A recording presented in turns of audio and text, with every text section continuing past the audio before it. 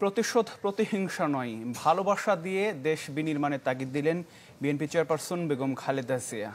বিএনপির বর্ধিত সভায় তিনি বলেছেন, দেশের অর্জনকে নস্যাৎ করতে নানা চক্রান্ত চলছে, তাই দেশ ও জাতির স্বার্থে সবাইকে এক হয়ে কাজ করতে হবে। ন্যূনতম সংস্কার শেষে গ্রহণযোগ্য নির্বাচনের দাবি জানান বিএনপি চেয়ারপারসন। এ যেন এক মিলন মেলা। দীর্ঘ ২৮ বছর পর বিএনপির এই বর্ধিত সভায় উপস্থিত ছিলেন কেন্দ্র থেকে শুরু করে তৃণমূলের প্রায় ৪,০০০ নেতাকর্মী। চিকিৎসার জন্য লন্ডনে থাকায় খালেদা জিয়া সভায় যুক্ত হচ্ছেন না, তা অনুমেয় ছিল। তবে হঠাৎ তার ভার্চুয়াল উপস্থিতিতে উচ্ছ্বসিত ও অনুপ্রাণিত হন নেতাকর্মীরা। ভিডিও বক্তব্যে বিএনপি চেয়ারপারসন জানান, চিকিৎসার জন্য বিদেশে থাকলেও রয়েছেন জনগণের পাশে। আমি চিকিৎসার কারণে যুক্তরাজ্যে অবস্থান করলেও আমি সব সময় আপনাদের পাশেই আছি। প্রাপ্ত অর্জন বিনষ্টে ষড়যন্ত্র চলছে মন্তব্য করে প্রয়োজনীয় সংস্কার শেষে দ্রুত নির্বাচনের দাবি জানান খালেদা জিয়া। গণ অভ্যুত্থানের মাধ্যমে প্রাপ্ত অর্জনকে নস্যাৎ করার জন্য গভীর চক্রান্তে লিপ্ত রয়েছে। ইস্পাত কঠিন ঐক্যের মাধ্যমে জনগণকে সঙ্গে নিয়ে এবং চক্রান্তকে ব্যর্থ করে দিতে হবে। ইলেকট্রা রেফ্রিজারেটর, খাবার তাজা তো জীবন তাজা। ইলেকট্রা, ফ্রিজের রাজা। আগামী নির্বাচনে সাফল্যের জন্য কাজ করতে নেতাকর্মীদের আহ্বান জানান বিএনপি চেয়ারপারসন।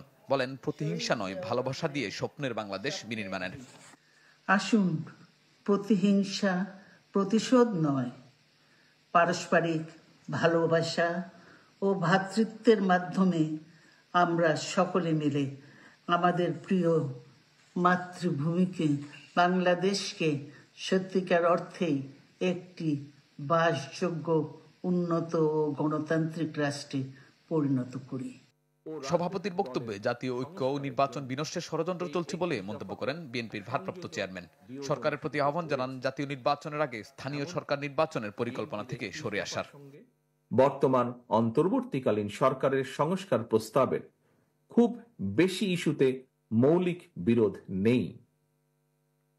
সম্মানিত নেতৃবৃন্দ, বিভিন্ন সময় জাতীয় নির্বাচন নিয়ে প্রধান উপদেষ্টার বক্তব্য জনমনে ইতিবাচক ধারণা সৃষ্টি করলেও জাতীয় নির্বাচন নিয়ে কোনো উপদেষ্টার বিভ্রান্তিমূলক বক্তব্য, মন্তব্য স্বাধীনতাপ্রিয় গণতান্ত্রিকামী জনগণের জন্য হতাশার কারণও হয়ে উঠেছে। নতুন দলকে বিএনপি স্বাগত জানায় জানিয়ে তারেক রহমান বলেন, দেশের স্বার্থ রক্ষা হবে এমন পররাষ্ট্রনীতি চান তারা। বিএনপি মনে করে, বর্তমান বিশ্বে স্থায়ী শত্রু মিত্র বলে কিছু নেই, বরং একটি দেশের সঙ্গে অপর দেশের সম্পর্ক হবে পারস্পরিক স্বার্থ রক্ষা, প্রয়োজন এবং ন্যায্যতার ভিত্তিতে। অন্য দেশের সঙ্গে সম্পর্ক রক্ষার ক্ষেত্রে আমাদের নীতি সবার আগে বাংলাদেশ। আহ্বান জানান ষড়যন্ত্র মোকাবেলায় ঐক্যবদ্ধ থাকার। দীর্ঘ ৩ দশক পর বিএনপির বর্ধিত সভা, যেখানে শুধু কেন্দ্রীয় নেতারাই নন, অংশ নিয়েছেন প্রান্তিক পর্যায়ের নেতারাও।